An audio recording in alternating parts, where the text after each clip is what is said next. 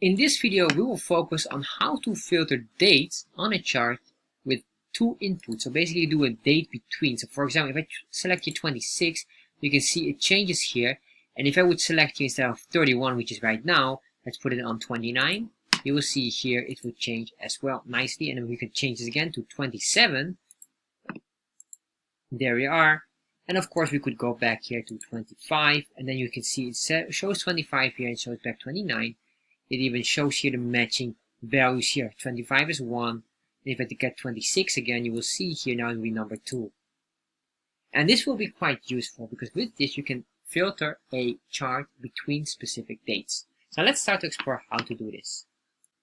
In this video, we'll focus on how to filter a chart between dates in Chart.js. So this video came based on a question of one of the viewers, which was from Judith Lobo. A special thank you to Judith for asking this question. And here, this is what she's saying. Please make videos on full calendar. Probably this is referring to the Chartjs with a date range. So let's start and explore how to do this right now. Alright, so first of all, we need to get a default code. Just go to chartjs3.com, getting started. And if you scroll down here, you can get the default code. Just copy this. And if you want to understand what this code does, please check out this video here.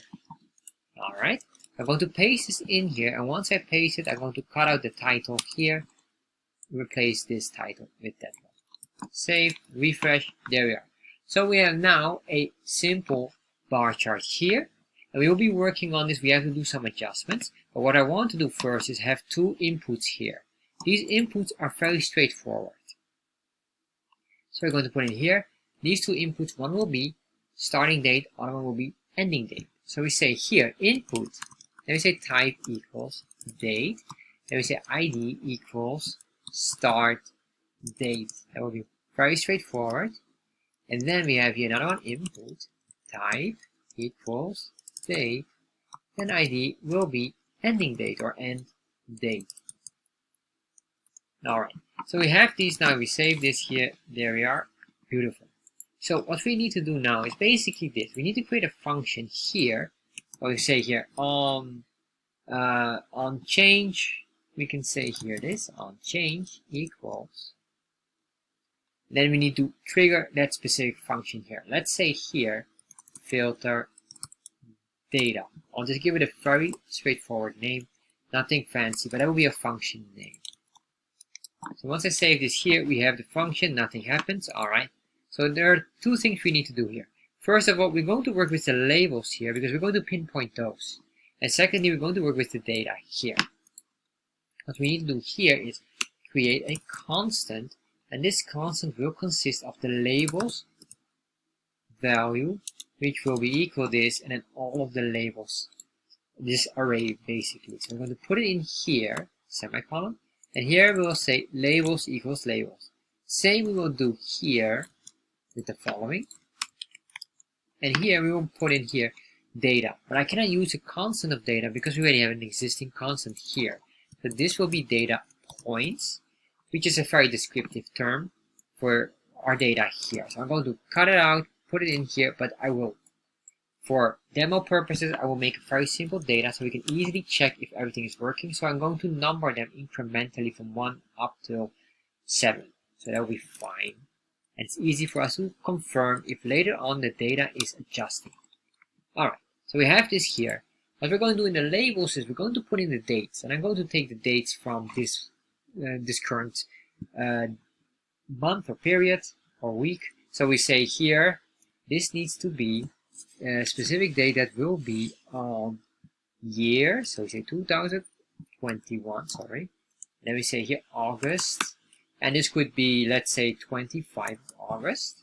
Alright. And then what we're going to do is we're going to copy this and increment this consistently. I'll just copy this multiple times first. And afterwards we just increment it by 1. 7. Oh, make sure we have this. 8. 9. And then here we have 30. And if I'm not mistaken, August also has 31. Alright. So if I save this now, refresh, we get here, let's double check what's going on. Alright, on line number 60 we have an issue. Alright, you can see here the data. I forgot this. Make sure you put this in here. So you copy the constant of data points, put it in here. Then make sure you have a comma here. So data equals data points. Refresh. There we are. Alright, so this works nicely. So we have this now ready. It's time to work on the function. So our function is dependent on these items here, the labels constant and the data point constant. And what we will do is when we select here the specific date, let's say 26, this one should be removed. We only should see these here. Basically this should be the ending value, which would be this here. Alright, so that's what we're going to do. We can put in here just for starting point. We say here value, and this value would be 2021, and then we just take the starting date 25 because we want to show everything at the very beginning. Basically the start and end date should be the ones that we have. Alright, so we have this here. Refresh. You can see here now these values have been selected or pre-selected for us, which will be correct because our bar chart shows here. Alright, here we're going to work on the function. So what is the function name? Just to make sure, function, alright, should be update chart if I'm not mistaken, or filter data. Sorry, that's the right function name. Filter data, and then here we're going to put in the items. So to do this, we have to work with a few items here, or we have to do a few things. First of all, what we want to do is we want to clone this array here. We do not want to filter this specific array. If we would do that, we will lose data, and then the next filtering cannot be or will not be correct because we have previously filtered data in here. So what we're going to do is we're going to duplicate this array, and then eventually later on we're going to duplicate this as well. So we're going to do one first to make sure that the date works. Alright, so we say here, I'm going to say a constant, and we can give this, for example, and let's see what's the name here. This would be labels, or I guess maybe we should have this dates. That would be far more logical. I'm going to copy this, and then we say here dates number 2 equals, and then here we're going to duplicate it. To duplicate it, we're going to use the rest operator, which is basically triple dots, and then we say the previous array value. So this array will be equal to this array here, and that array is, let's look at this, the dates. So we're going to copy this.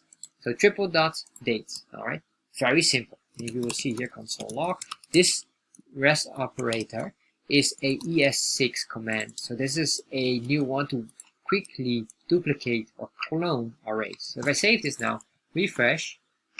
Alright, so let me select this. Let's see if that works. Alright, that works. And you can see here we have duplicated exactly everything. That is nice. So we duplicated without touching the original one. So that's first step. Next, what we need to do is we need to make sure we have the inputs of these. That's why we have the ID start data and ID end data. So what we're going to do here is very straightforward, the following. We're going to create a constant, and we say here start data, or start date, sorry, equals document dot get element by ID. We're going to pinpoint that specific ID, start date. And of course, we don't want only the starting date, we also need the ending date. So I'm going to copy the exact line above, but I change this to end date. Then I'll give the ID as well, the end date term. So I prefer to have the constant identical to the ID, so it's very easy for me to pinpoint or search for the ID, which one is correlated with it. Of course, you can give it anything you want, but this is just simple for the demo purposes. Alright, so once we have this, we need to work on the next part here. And basically what we're going to do now is we're going to get the index numbers. Yes, so when we selected a specific date, we want to figure out which index number, as we have here, is this date position. And the reason we're doing that is we need to start from that specific date. So for example, if I select here 26, we should have an array that removes this item but keeps the 26 as a starting point and everything else. Of course, unless we select here as well, then it should change again. It will maintain the selected value here, and then of course it should remove whatever we have or what is in excess here. Alright, So this is basically what we're going to do. So very straightforward. So we're going to get here, basically get the index number in array. Alright. So to do this, all we're going to do is basically on this here, I'll just say here, you just give it a name, index start date. Alright, so this should be a constant. So we're going to grab this, and then what I want to do here is basically we're going to select this, because we need this one, because we want to compare it on this one, not on the original. Very important, not on the original, we don't want to touch or edit the original item, or original array. So we have this array, and then we say here, dot index of, and what we're really doing here is now we're going to search the index based on the value that is this one here. So we're going to grab this, and then we say dot value, because I don't want only the index here, I want, or sorry, the ID element, but I want the value of this ID, so basically the selected value. So if I do this now and I do a console log, you will see we'll get a very specific item, and that is what we need. Once we have this, we're very close to completion. So save this, refresh. Alright, so now I'm going to select this. I'm going to select 26, which is number 1. And the reason why it's number 1, which is correct, because index works with here. This is 0, as you can see. Then we have 1, 2, etc., etc. So if I go and select now, let's say number 30, we should get, 30 August, we should get value number 5. So 30 August, and there you are. We get value number 5. This is very important because later on we're going to slice the array. So now what we're going to do is the following. We're going to, well, we have this one here now. We're going to, I just want to hide this, but I'm going to copy this exact code. And we're going to duplicate this for the end date. So we say here index end date, which is exactly similar, and then here end date dot value. Remember, same here, element. And if you want to simplify, we could even do here dot value if necessary, but that's up to you. I prefer like this, so we always have this here, so that if ever you would need this for other purposes, you can pinpoint the ID itself. Alright, so now we have this. So now what we need to do is we need to slice the array. And what is slicing? Well, basically, if you think about a slice, you slice an array. If the array is like a cake, you want to slice the specific part of that cake. And what we're going to do is we're going to slice this array cake. Well, we can just call them this cake, or this array is basically a cake. And if we want this number, or like from this to this, whatever we selected here, we want only this selection of the slice, or of the cake. So we want this slice out of the entire array. So that's what we're going to do now. So slice the array, and then only, well, you can say you're only showing the selected section or slice. And this could be slice, the array could be pie. In this case, it could be a pie, anything you want. Alright, so what we're going to do here is basically this. To slice an array, we need the starting point where we want to start, and we need the ending point here. So this is very important. How this is calculated is slightly different. So let me start and work on it. So we say constant, and then we say here, we can say here the filter date, and this filter date will be equal, and then here we're going to select, we say dates number 2, which is basically this here, and then we say dot slice. So we're going to slice from this specific array a section. So what is the slice? The slice will consist of this. So this is the starting point, and it starts with an array number or index number. But the second value is not an index number, but it's how many arrays. So that would mean that we need to increase here. So for example, if you start here and you want this one as well, how many arrays or how many data points you want, you will say 2. If you will have selected these 2 here. So if this would be 25 by 226, alright? So that would be basically this section here. So it starts at 0, and then how many data points we want? 2 data points. Alright? But remember, what we did here with the index of, it will get the index value. So not 2, but 1. So we need to do here plus 1 on the second part of the slice. All right, very important, because if not, you will get a missing, or you miss one of the data. So we have the starting date, but the ending date, remember, this is the index value. So we say here, oh, sorry, we can just copy this. I realize that this is more appropriate. Let's get this. And well, let me just delete everything here. Sorry, this is how we should do it, because we already have this here, of course. So then we have this one here, but here we need to do the following. We say +1. All right, I will show you later on why or why not, or what will happen if you don't do this. So once you did this, then you're basically done. The only thing what we need to do now is to replace basically the label. So we replace the label or labels in the chart. So how we do this? Well, of course, if you're very familiar with my other videos, you're going to get the array. So we go from my chart to config to data, and then we select in the data the labels here, this one. So we will overwrite this here with the new selection. So we say here my chart with capital C dot config. Remember, here's the config, and then we say here dot data dot, and the reason why I did dot data, because of this here. And then we say here dot, or then after the data we have labels. So after data dot labels equals the new filtered data. Once we did this, we say my chart dot update. Once we do that, we update the chart with the new value. So let's pay attention here with this one. So you will see this will work nicely. If I refresh now, and now I select a value, number 26. All right, you can see 26 being shown. And now I say, all right, I don't want 31. I want to have value number 27. All right, you can see the array works fine. It doesn't delete the original array, but it will show only this. And then if we do this, 28, all right, that works. And 27, that works. But if you pay attention here, the data, of course, is still not matched. The reason why we didn't slice the data array. We only slice the labels. So we have to work on that one as well. But the most important one, we have this here. You can see everything works. All right. So what would happen if I just say here +0? So we just, or remove this, doesn't matter. So that's basically, let's remove that.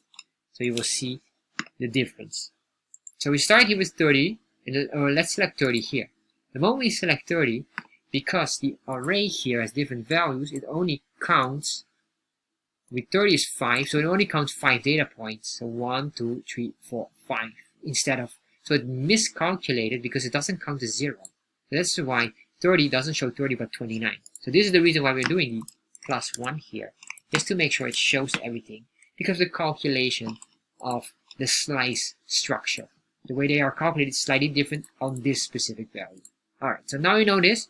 If you know this, you probably know as well how you will do the data points here. So we're going to do now the data points. It's exactly the same methodology, and we already have the structure here. So we don't have to do any or many different adjustments. So we're going to do just here down.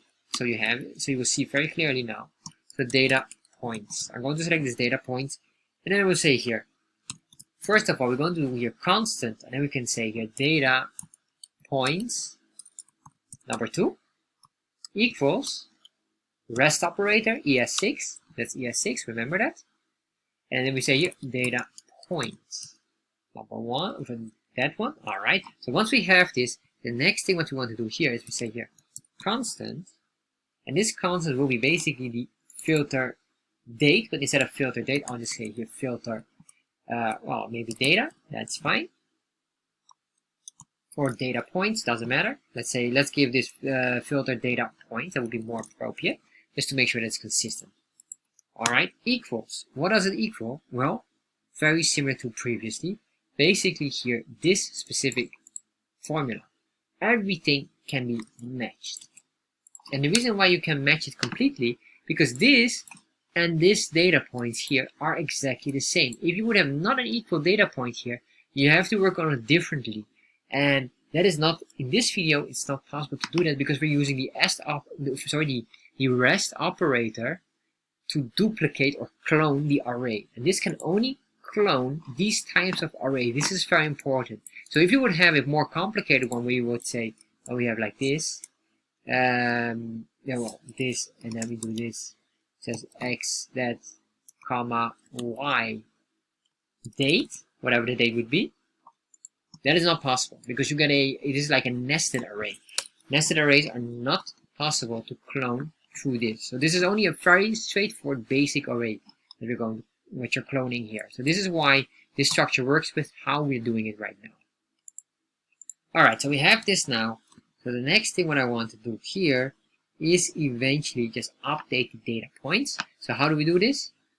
You can say here, basically this one, we can almost copy this, but then we're going to say here this equals that, but here this will be mychart.config.data and then dot data sets index 0 and then here data. So why is this different? Let me show you.